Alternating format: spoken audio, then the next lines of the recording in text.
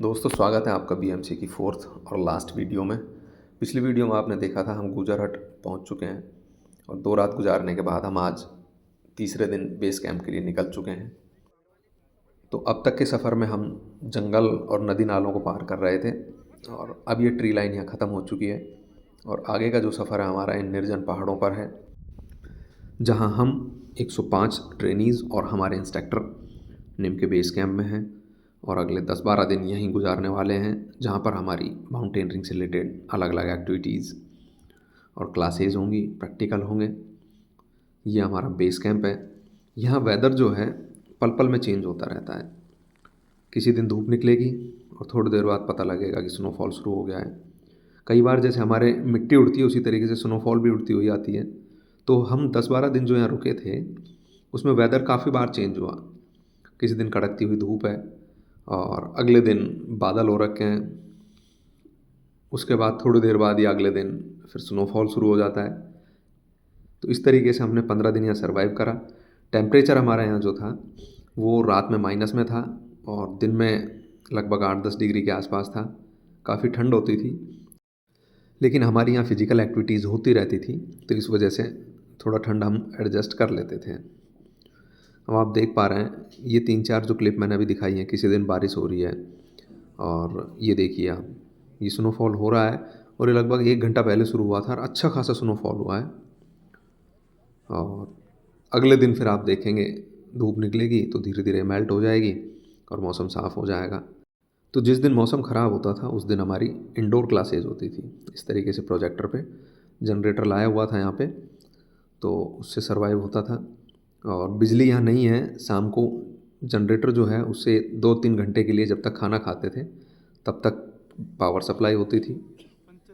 ये आप देख रहे हैं हमारी दूसरी प्रैक्टिकल क्लासेज है।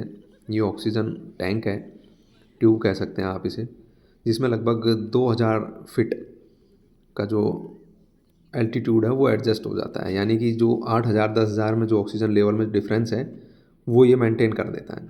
साइड से आपको इसे पंप करते रहना होता है। तो इस तरीके से हमारी और भी प्रैक्टिकल क्लासेज होती थी।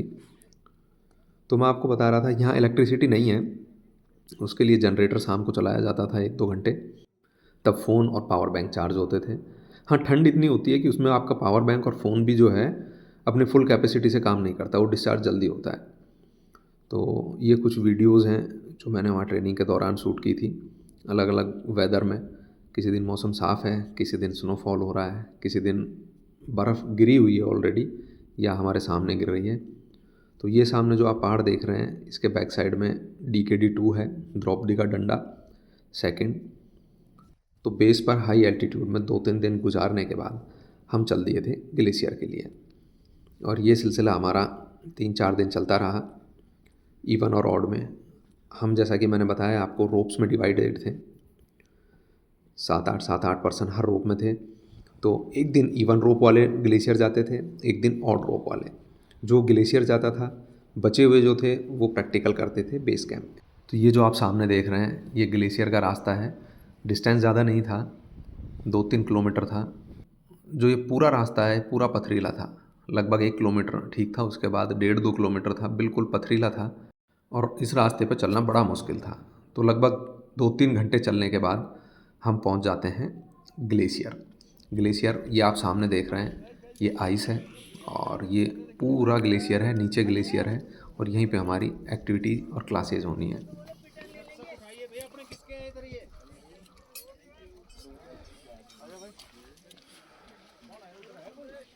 तो यहीं ग्लेशियर पर हमारे प्रैक्टिकल होता था और यहीं हमारी क्लासेज होती थी।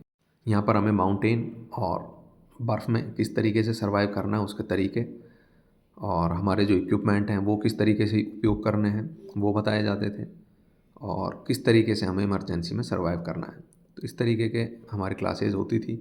तो यहाँ स्नो में जो हमारा शेड्यूल था प्रैक्टिकल का वो बड़ा हेक्टिक था, उसकी मैं रिकॉर्डिंग नहीं कर पाया क्योंकि मोबाइल अलाउ नहीं था, थोड़ा रिस्की था। तो इस वजह से वो रिकॉर्डिंग मेरे पास अवेलेबल नहीं है। बाकी जो मैंने रिकॉर्डिंग की है वो आपको दिखा रहा हूँ। ये हम ग्लेशियर से वापस आ रहे हैं और आप सामने तक देख सकते हैं पूरे रास्ते में पथरीले पहाड़ हैं, पत्थर गिरे हुए हैं। रास्ते में चलते हुए हम काफ़ी जगह गिरे भी, ये आप सामने देख रहे हैं, और खड़े हुए कुछ लोगों को चोट आई, लेकिन कोर्स तो कोर्स है, जब आप एडवेंचर के लिए आए हैं, माउंटेनियरिंग करने आए हैं, तो आपको ये सब कुछ करना पड़ेगा। कदम उठते नहीं थे चलते टाइम। जब हम आते थे ग्लेशियर तो बहुत चढ़ाई थी और एक एक कदम सोच सोच के रखना पड़ता था। जाते टाइम थोड़ा सा आसान हो जाता है क्योंकि ढलान है, लेकिन परेशानी फिर भी होती है क्योंकि आपकी पीठ पे अच्छा खासा सामान होता है।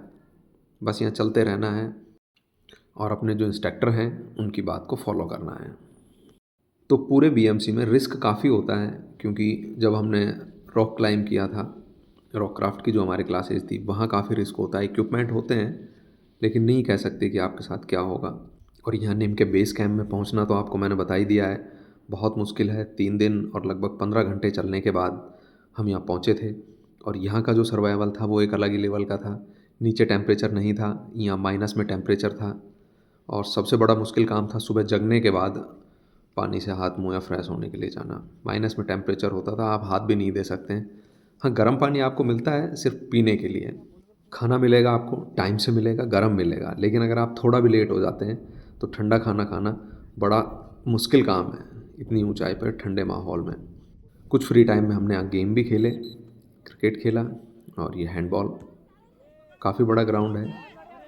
तो जब वेदर ख़राब था या हमारा कोई शेड्यूल फ्री था कि आज हमारे पास टाइम है, तो हम कुछ दिन गेम्स भी खेले। यहाँ सबसे बड़ी परेशानी थी ठंड, क्योंकि ठंड में सर्वाइवल बड़ा मुश्किल होता है। जब आप किसी फॉरेस्ट में या किसी कैंपिंग साइट पे होते हैं और टेम्परेचर माइनस में होता है ना, तो बड़ा मुश्किल होता है। तो कुछ क्लासेज हमारी इस ग्राउंड में थी प्रैक्टिकल की।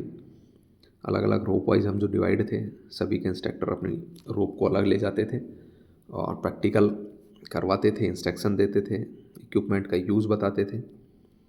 तो इस तरीके से हमारा ये बेसिक माउंटेनिंग का कोर्स यहाँ चलता रहा। ये आप सामने देख सकते हैं, स्नो क्राफ्ट की कुछ एक्टिविटीज़ हो रही हैं। तो इस तरीके से हमारा ये बीएमसी जो है अंतिम पड़ाव में पहुँच गया और हमारी लास्ट एक्टिविटी हाइट गेन, उसके लिए हम निकल गए। ये हमारी लास्ट एक्टिविटी थी यहाँ बेस में। उसके बाद हमें यहाँ से नीचे निम के लिए, उत्तरकाशी के लिए निकलना था। ये एक बड़ा मुश्किल टास्क था। आप देख सकते हैं सामने पहाड़ पे रोप वाइज चढ़ रहे थे हम, और ये ऐसी चढ़ाई थी जिसका एंड नहीं था। हम सुबह 7:30 बजे चढ़ने लगे थे और इस चढ़ाई पे पहुँचते पहुँचते हमें लगभग 10 बज गए थे। बिल्कुल खड़ी चढ़ाई थी और जैसे ही हम ऊपर पहुँचते वहाँ एक और अलग पहाड़ खड़ा मिलता हमें, और जब उसको पार करते तो एक और अलग। तो 2-3 पहाड़ थे ये देखिए, ऊपर आने के बाद ये एक और पहाड़ है और जब इसको हम क्रॉस करेंगे तो वो आगे तीसरा पहाड़ है। यहाँ स्नो गिरी हुई है क्योंकि टेम्परेचर तो माइनस में ही है। तो एक एक कदम बड़ी मुश्किल से रखा जा रहा था। हाइट काफ़ी थी, सांस लेने में ऊंचाई पे बड़ी दिक्कत आती है, और फिर जब आप इतनी ऊंचाई पे आके किसी पहाड़ पे चढ़ते हैं तो वो बहुत ही मुश्किल हो जाता है। जो बेस कैंप है निम का, वो लगभग 12-12.5 हज़ार फीट की हाइट पे है। और हम ये जो हाइट गेन कर रहे थे, ये हम लगभग 15,000 फीट के आसपास, यानी कि हमने 2.5 घंटे में 2,500 फीट की हाइट जो है वो चेज़ करी थी। ये आप देख सकते हैं नीचे तक। ये हमारे और साथी आ रहे हैं, कुछ लोग अभी बहुत नीचे हैं। तो इस तरीके से हम पहुंच गए थे ऑलमोस्ट जहां तक हमारा टाइम था, शेड्यूल था। ये हमारी पीक की फ़ोटो है 15,000 फीट के लगभग, और ये ऊपर से कुछ ऐसा नज़ारा नज़र आता है। पहाड़ और बादल जो हैं मिले हुए लगते हैं, बर्फ़, सारा सब कुछ वाइट है। पेड़ यहाँ नहीं है, निर्जन जगह है। कुछ जंगली भेड़ें या हिरन टाइप के जानवर हमने ज़रूर देखे थे यहाँ। उसके अलावा यहाँ कुछ नहीं है, कोई पक्षी नहीं है। सिर्फ कौवे ज़रूर थे जो हमारे यहाँ वेस्ट था उसे खाने के लिए। और ये हम हाइट गेन करने के बाद रिटर्न हो गए। बहुत ही खूबसूरत जगह थी। अगर आपको कभी मौका मिलता है तो आप आइए और बीएमसी करिए, आपको पता लगेगा कि दुनिया में ऐसी ऐसी जगहें हैं, बेहतरीन जगहें हैं जो हमने कभी सोची नहीं थी, और वो आपको अनुभव मिलेगा जो शायद ही आपको कभी मिला हो। तो हमारा कोर्स ये लास्ट स्टेज पे था। हाइट गेन के बाद हम रिटर्न हो रहे थे और बेस कैंप पहुँचेंगे। उसके बाद हमारा यहाँ एक एग्ज़ाम होना है और फिर हम लौट जाएंगे निम में, उत्तरकाशी। तो ये फाइनली हाइट गेन करने के बाद हम नीचे आ गए और हम कैंप के लगभग ही पहुंच गए हैं, ज़्यादा दूर नहीं है, ये सामने कैंप है नीचे।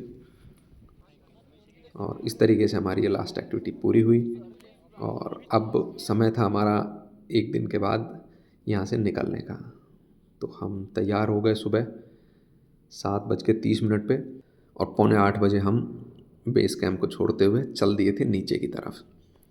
लगेज वही था हमारे पास, सिर्फ फ़र्क ये था कि अब हम ढलान पे थे। तो जो डिस्टेंस हमें कवर करने में लगभग 3 दिन और 15 घंटे लगे, उसी रास्ते पे हम वापस चल दिए थे नदी नालों को पार करते हुए, और हम घुस गए थे उसी जंगल में जहाँ से हम आए थे। स्पीड हमारी काफ़ी तेज़ थी और वही खूबसूरत नज़ारे फिर हमारे सामने आने लगे थे। तो इस गहरे जंगल में सिर्फ 2 ही आवाज़ें आती हैं, एक तो पानी के कलकल की, उसके अलावा पक्षियों की।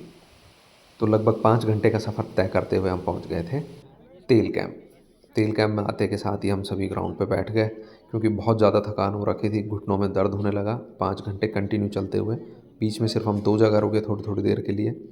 रात में तेल कैंप में ही हमारा एक कल्चरल प्रोग्राम हुआ और एक रात गुजारने के बाद अगले दिन सुबह हम तैयार थे नीचे चलने के लिए। तो सुबह 8 बजे हम यहाँ से निकल चुके थे और 2-3 घंटे हमें और चलना है और हम पहुँच जाएंगे सड़क पे, और वहाँ से हम बस में निम यानी उत्तरकाशी के लिए निकल पड़ेंगे। तो इसी के साथ दोस्तों मैं अपनी वीडियो का एंड करता हूँ। अगर आपको वीडियो अच्छी लगी है तो प्लीज़ लाइक करें, शेयर करें और चैनल को सब्सक्राइब करें। Thank you.